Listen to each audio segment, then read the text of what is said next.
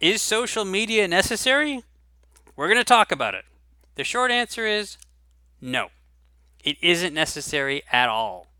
As a matter of fact, in some cases, it's a complete waste of time. It all depends on the author.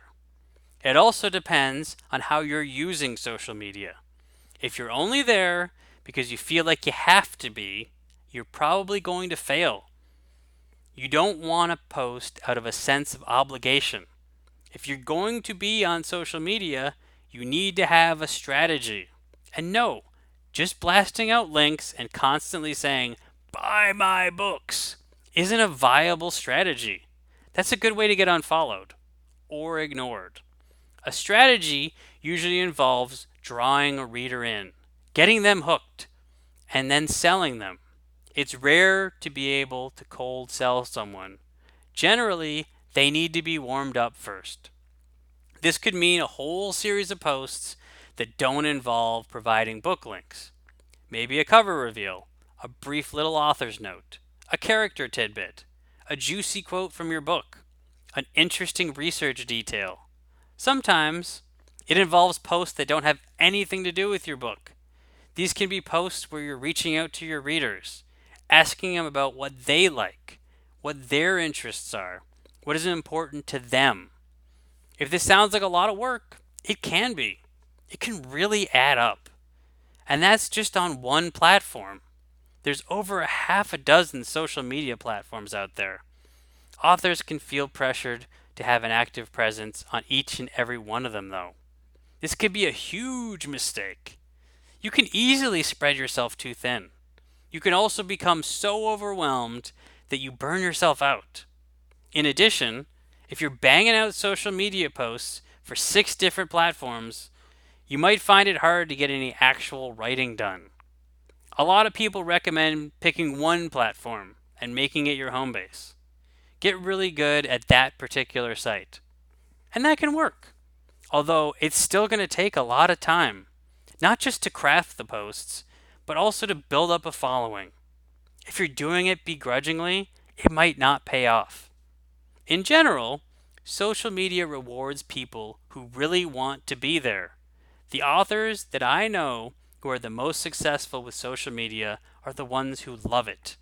If that's you, great. Keep at it. And I wish you all the best of luck. If you're like me and detest social media, it might not even seem like it's worth your time though. If you're in that camp, there is hope for you. I actually have a secret to share with you right now. It is possible to build an author career without social media. You heard that right. Social media isn't completely necessary. Under one of my pen names, I had no social media accounts for years.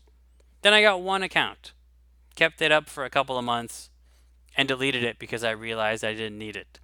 Under another pen name, I went completely social media free for 4 years. With that name, I now have 2 accounts, but I don't use them for posting. Instead, I use them for groups and ads. That's all. Let me tell you, if I could run those paid ads without having a social media account, I would do it in a heartbeat. I would delete my account immediately. But, understandably, the platforms require you to have an account in order to run ads. That fact aside, let's get back to you. If you don't want to take the time to build up a social media following, or if you hate the idea of having to come up with new and useful content for your posts, how can you make it work without social media? Or, at the very least, minimal social media. In general, you're going to have to devote less time in one area. It means you're going to have to devote more time in another area. In this case, I'm talking about growing a mailing list.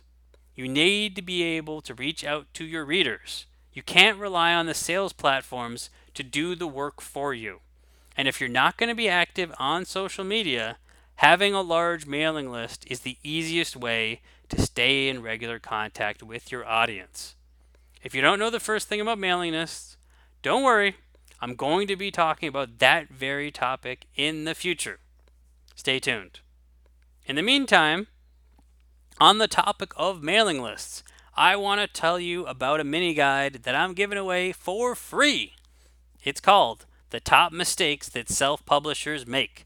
You can get your copy by clicking on the link in the description of this video. Download your copy now.